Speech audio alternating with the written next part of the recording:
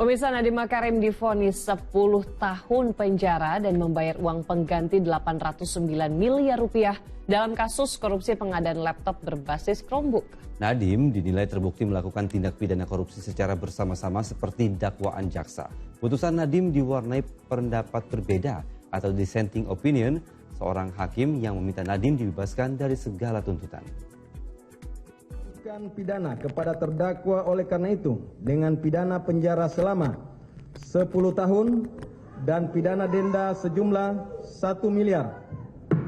Ketok palu 10 tahun penjara dan membayar uang pengganti 809 miliar rupiah dijatuhkan kepada mantan Mendikbudristek Nadiem Makarim oleh Majelis Hakim Pengadilan Tipikor Jakarta Selasa siang.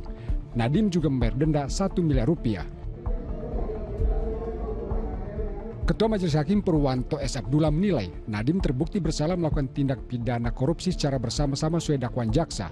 Hasil audit Badan Pengawas Keuangan dan Pembangunan BPKP yang menghitung kerugian negara sebesar 1,5 triliun rupiah dinilai valid, sahih dan dapat dipertanggungjawabkan secara metodologis. Putusan hakim lebih ringan dari tuntutan jaksa yang meminta Nadiem dihukum 18 tahun penjara.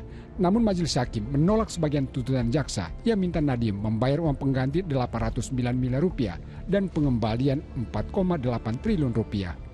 Hal yang memberatkan melanggar komitmen negara menyalahgunakan jabatan berdampak luas pada pendidikan. Yang meringankan belum pernah dihukum, sopan dan kooperatif selama persidangan, dan berkontribusi besar bagi inovasi teknologi serta sistem pendidikan di Indonesia. Namun 5 hakim tidak sepenuhnya sependapat.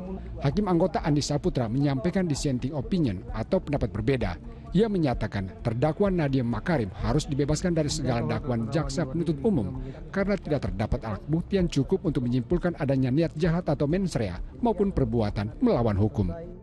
Menimbang bahwa oleh karena terdakwa tidak terbukti secara sah dan meyakinkan bersalah melakukan tindak pidana sebagai didakwaan dalam dakwaan primer dan dakwaan subsidiar, maka terdakwa Nadiem Anwar Makarim haruslah dibebaskan dari seluruh dakwaan tersebut. Mohon diam pengunjung. Menimbang bahwa oleh karena terdakwa harus dibebaskan, maka kepadanya juga melekat pemulihan harkat dan martabat kepada kedudukan semula yang termasuk di dalamnya adalah hak untuk dilupakan, right to be forgotten. Nadiem didakwa jaksa penuntut umum merugikan keuangan negara sebesar 2,1 triliun rupiah dalam kasus dugaan korupsi pengadaan laptop berbasis Chromebook.